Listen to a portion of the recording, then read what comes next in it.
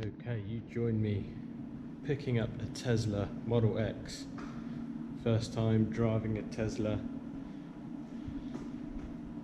Let's try and work out what they're all about. Why you would buy one? Do they make sense? What they like to drive? First of all, how do you even get in it? Here you go, ping's open.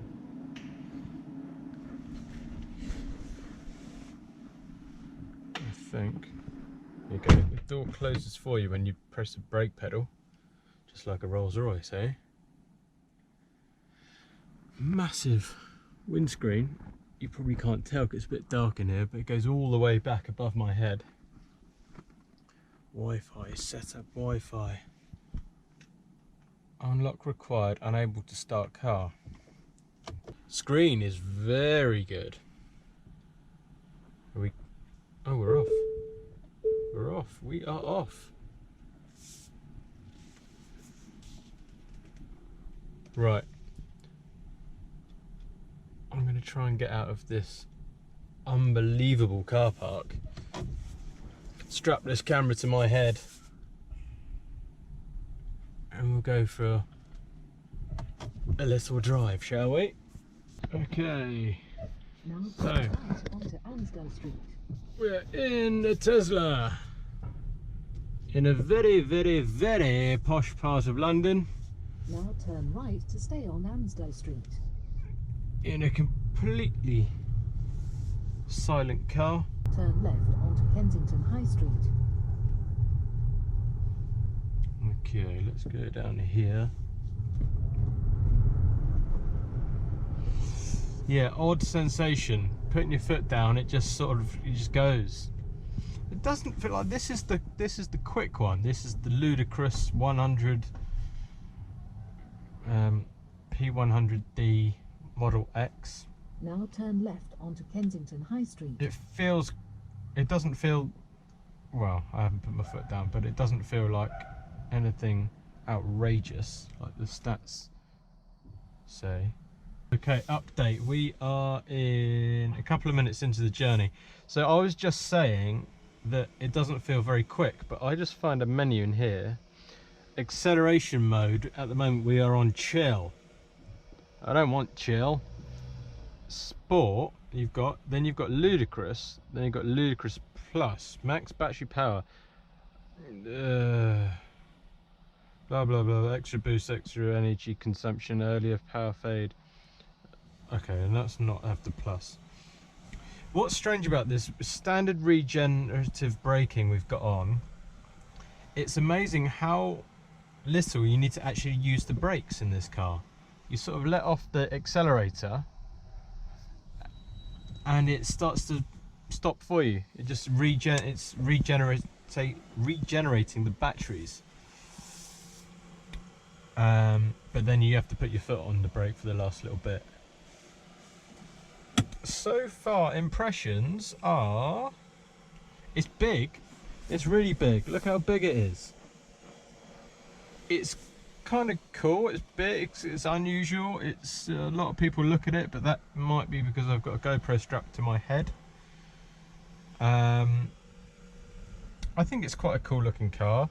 What is odd, I will say this is odd, is I thought Tesla were like their own company. They didn't buy anything in off anyone else. But these switches, they're all from a Mercedes. This is from a Mercedes, well, they're from any Merc between 2005 probably and now. Right, I think I've worked out how to use this thing now. It is complicated. There's no way around it. It is complicated. The regen braking is taking a little bit getting used to. I've just got out of a bit of traffic now. So let's have a look. Let's see what we got here. Whoa, Jesus Christ! Wow, that's fast. I forgot. Woo! I forgot that I put it in Ludicrous mode. Wow, that's the difference. Now I see what the fuss is about. This Jesus Christ, this car's 500 fast. feet, turn left onto West Cromwell Road. That is okay now. Yeah, now I sort of see the appeal of it. It's fast. So West Cromwell Road. I've put in the destination. I'm going back to Bournemouth. Whoa! It's like a roller coaster. I don't know what the speed limit is here, so I'll slow down.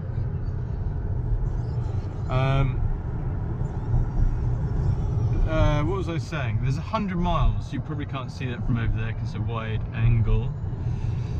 But it's 100 miles exactly to my destination. It's saying I've got 166 miles of battery. So let's see that if I have 66 miles, see if I have 66 miles left in the tank when I get back home.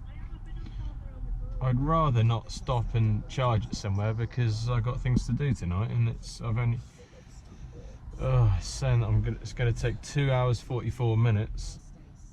I should be back at home in an hour. That's London for you. So what's quite interesting, over there I've just driven past a BP garage, petrol garage, and they are, as we speak, installing several electric charging units, 150 watt electric charging units, which is fast charging. So even the big oil giants are getting on this electric hype. They know that people are going to start changing them. They know that, particularly in London, they have tax breaks and all sorts of things, which means that more and more and more people are starting to buy electric cars. But why are you, what I don't understand here, and I'm going to have a bit of a debate to myself, and then you can sort of get involved in the comments if you want, just to pass the time whilst I sit in traffic. But so why would you buy an electric car? I'm open-minded to the idea. I like the idea. I think they provide comfort and serenity when driving, like pretty much nothing else aside from a Rolls-Royce. But are you buying one because you want to save money on fuel? Probably not, because you still have to charge it up. You still have to pay to put electric in it. Yes, it's going to cost less than petrol or diesel, but you still have to pay. And I mean, for example, you know, not to go into the person's private life who I've just bought this off, but they live in a £30 million apartment. I don't think they need to care about the price of petrol, you know. So if you're not doing it for the reason of saving money on fuel, are you doing it because you want to save the planet? And that's very noble of you to think that. But let's be honest, the cost of the CO2 in the manufacturing process of battery powered cars is way higher than it is in a petrol car. For example, right, so I heard this the other day, the CO2 emissions that are created from making a battery powered electric car are about 30 tons of carbon dioxide, right? That's the bad stuff that's polluting us and making us all die. In a petrol car, it's about 7 tons, right? So that's just building the cars. Now, of course, once you have the car, you're not burning any fossil fuels. Well, you are, because the electric has to come from somewhere, right? So unless your electric company is getting it from renewable sources, you're still burning them, so you're still making CO2. So you would have to make this. This is the statistic I've heard, so don't quote me on this as being absolute fact, but it's what I have heard from a well-educated motoring journalist, is that you would have to buy a petrol car and have it for 7 years, doing average mileage for 7 years to make the difference in CO2 as just buying an electric powered car. So if you're not doing it to save money on fuel, you're not doing it to save the environment because it's potentially worse at this stage. It might get better, but potentially worse for the environment in the short term to buy them. Why are you buying one? I don't know. I do not know. Is it because they are more luxurious than other cars? No. It's a nice place to be in here. It's, you know, got leather-ish materials and carbon fiber looking materials, and the technology's cool. The technology's great. Once you got used to using this thing, I bet it's brilliant. You know, there's Spotify on it, you can do all sorts, you can use the internet. It's got, we'll try it out later on the motorway, it's got autopilot. I can just press a few buttons and the car will drive me home. That's brilliant, because who wants to actually drive on a motorway? It's the most boring thing in the world. And they're not cheap, by the way, these cars. It's not like I'm going, oh yeah, it's a 20 grand car, so why don't you go and buy instead a £200,000 Ferrari? That's not the point I'm making, because this car's in excess of £100,000. I'm not trying to do down on Tesla, but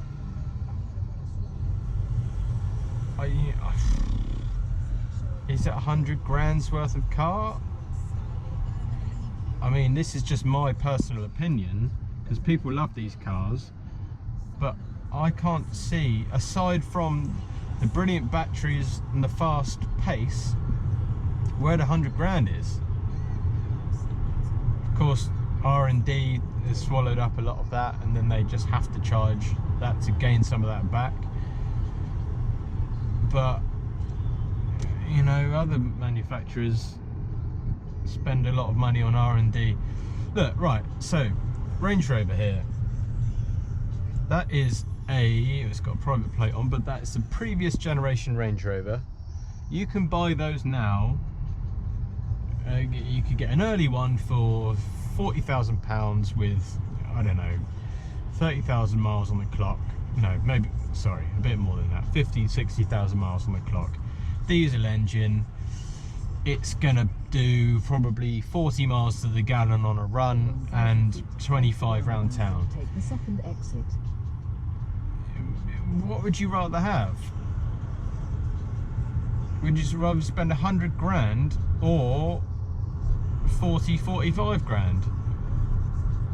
For the Range Rover is the benchmark for big, luxury, comfortable cars. Look, there's another Tesla Model X. I've actually seen a few Teslas knocking around on our drive so far. I can't believe how bad the traffic is in London. Who's living here? Who's choosing to live in London and own a car? Right, update. We're heading into Fleet Services. Not because the car needs it, just because I need it. But I thought I would shut that music up.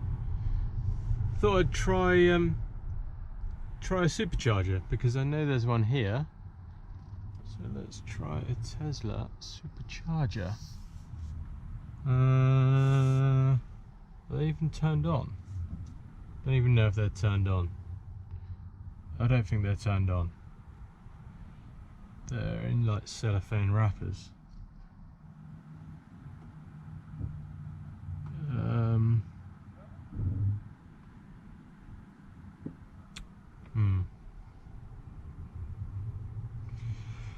Well, that's useful. you got these things here. Ecotricity. Right, let's have a butcher's.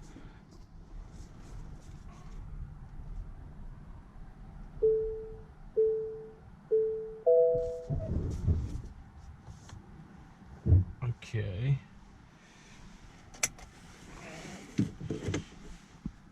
I'm pretty sure how to use this pump. Download the highway app. Register. Oh, I can't be bothered with that. Ugh. Yeah. Not gonna bother with that.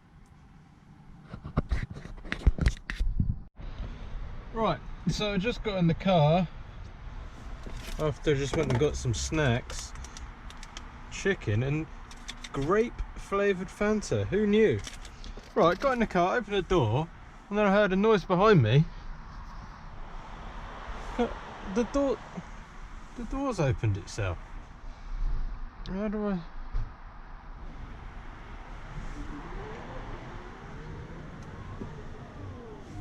I must have sat on the key or something. Right. Let's see. Unlock required. There we go. Right. I've worked out how to use this car now slightly. What's bonging? Shut up, man. Right. So I partly pulled over because I needed a wee. Partly pulled over because I wanted to see what the charging situation was like, and it turns out there wasn't a charging situation, because if you have a Tesla and want to use a Tesla supercharger at Fleet Services, you can't. And you can use another one, I suppose, but it will charge slower, and you've got to download an app and do make a profile and all of that stuff. So I can't be bothered. I'm on too much of a tight time schedule to be doing that. What else can I report? Oh yeah, that was the other thing. So I pulled over because I wanted to do a thing here, like on autopilot.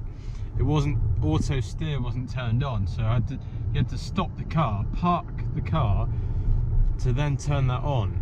So now in theory, once I get onto the motorway, the car will drive itself.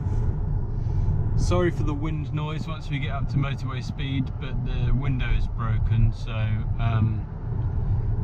there's wind noise. It's like the window's open permanently on the passenger side. I'm getting used to the regen braking. That is something that I'm hang on, I'm getting a phone call. Right, okay, so I need to slow down on camera. Let's try autopilot. Let's get into this lane, slow down a minute, and try autopilot. So, apparently, what you do, there's a stalk here, pull that twice. Keep your hands on the wheel. So is that, okay, so that's going to go to 70 miles an hour. It's going around the corner for me. No hands. Well, I mean, it wants me to keep my hands on the wheel. I'm just going to have them here for the purposes of this test. Well, yeah, I mean, feet off the pedals, hands off the wheel. You can see on it, apply light force to steering wheel, so that's, I guess, so it knows that I'm still aware that I am driving a vehicle. You can see, I don't know how well you can see on this camera, but it picks up the cars coming past and the ones that you're overtaking on the thing, on the screen.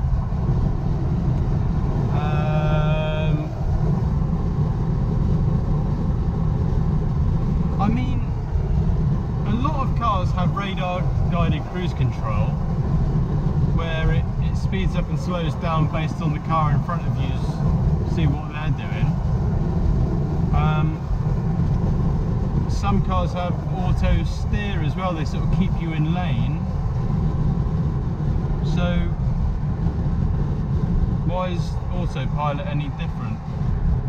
It's slowing down for me, by the way, quite aggressively. Well, I suppose it means you can, you can sit here and you can have a little snack, take your hands off the wheel for a minute, eat some chicken. Yeah, so that's quite good. I wonder how long it tells me to put my hands back on the wheel.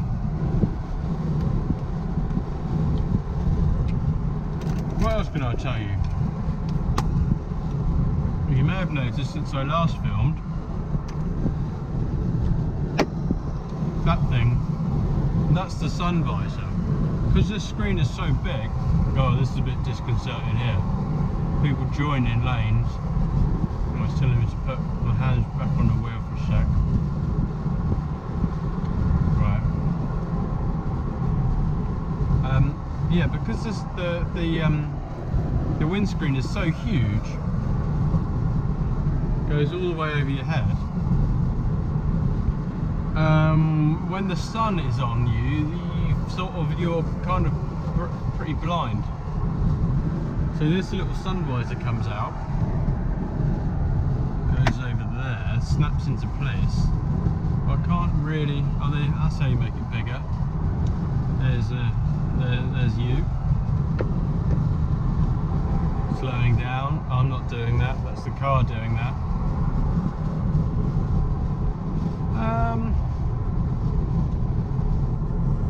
I gotta admit, it does feel weird driving along with your arms folded and like not having your feet on the pedals. So, stuck in more traffic, so I thought I'd just play with a few more toys, right? So check this out. Obviously loads of cars now have got the function where you can just press a button and ask it to do something, like turn the aircon on, or actually let's see if it does that. Turn the temperature up. No, it doesn't understand that. I'm cold. Doesn't understand that. Okay, so it doesn't do little things like that, but you can say, play me some UK garage. Right. Now look, over here.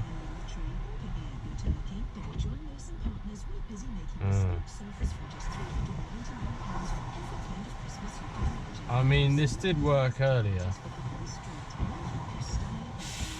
I tried this a second ago and it worked. Maybe you have to say it in UK garage voice. UK garage! No. Play some UK garage!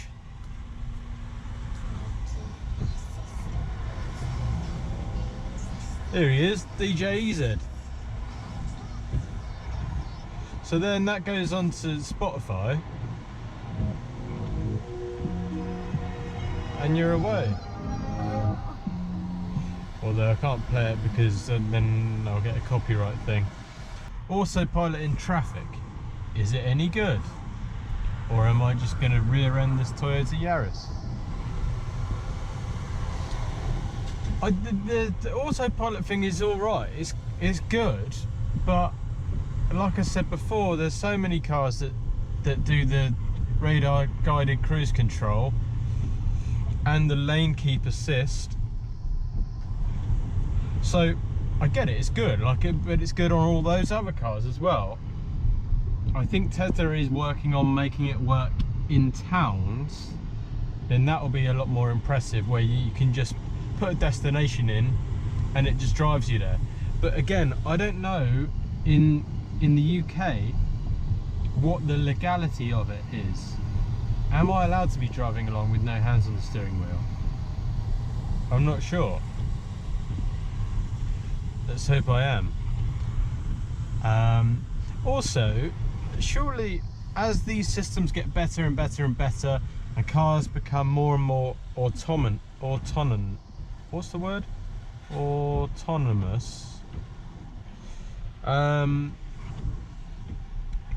are things going to change? Like, if I'm sat in the car doing absolutely nothing and my car is driving itself, for example, can I use my phone? Because I'm not driving the car. The car's driving the car. It's illegal, of course, to drive the car whilst using your phone. But you're not driving the car. The car's driving the car. So can you use your phone? Probably not. But will that change?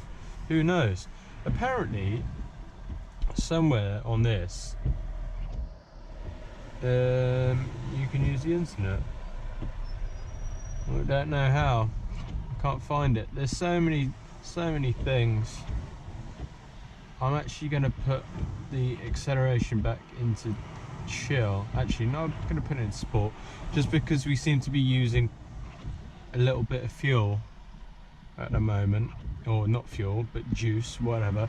Look, this is quite cool. You can put the ride height on very low for that stanced out look. But I think it makes the suspension a bit more bumpy, so I'm just going to go back to normal low. What else can I show you? Seats. That must be, what's that? Is that me, or is that? Oh yeah, that seat's moving. Vehicle, what else? How high do you want the Falcon doors to go up? Display. Oh, energy display, energy. Distance. Oh, so I've got 34% battery left, which is 90 miles. Rated or typical. Okay, I don't really know what that means. Time format, miles, temperature, miles. Trips. So this car in total has done 509 miles. It's used on my journey. I've done oh no, 21 miles, 26 minutes. That must be since the services.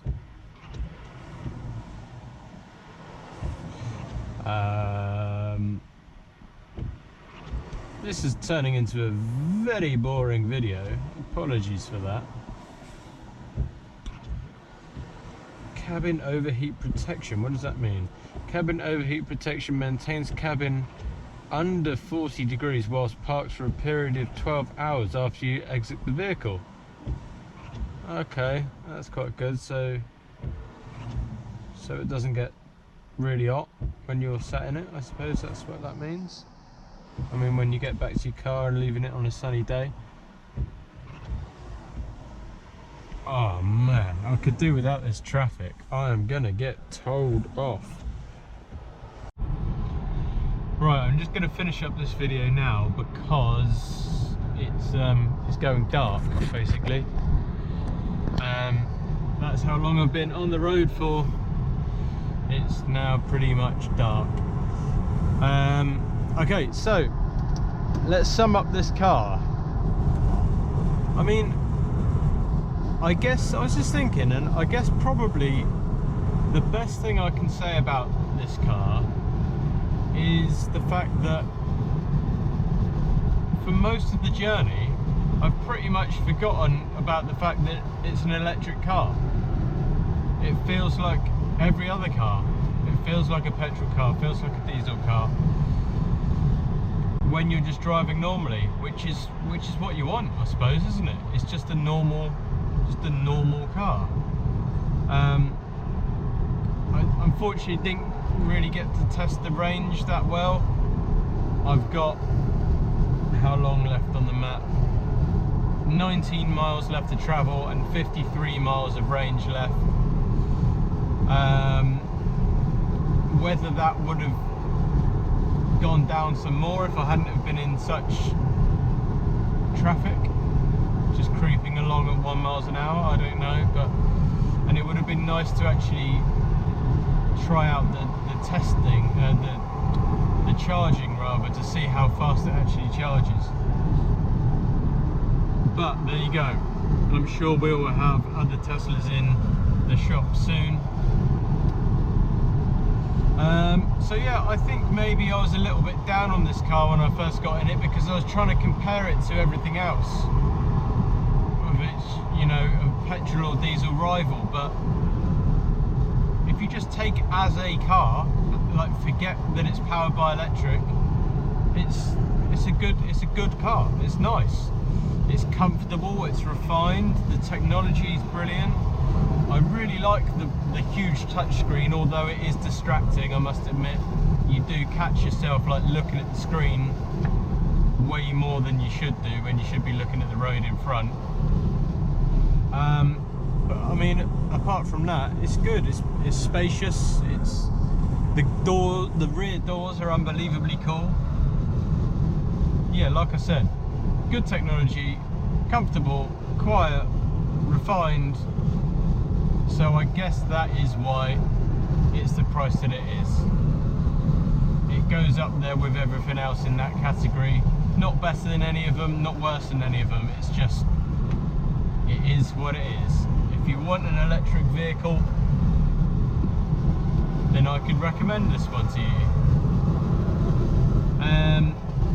If you've made it this far in the video, thank you so much for watching.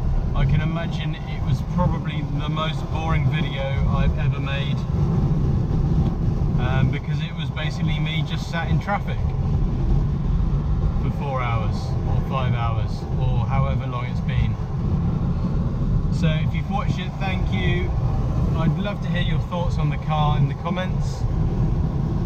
Just yeah, drop them down and give the video a like if you would be so kind. And I will speak to you next time. Hopefully I'll be doing something a bit more interesting than sat in traffic. See you later.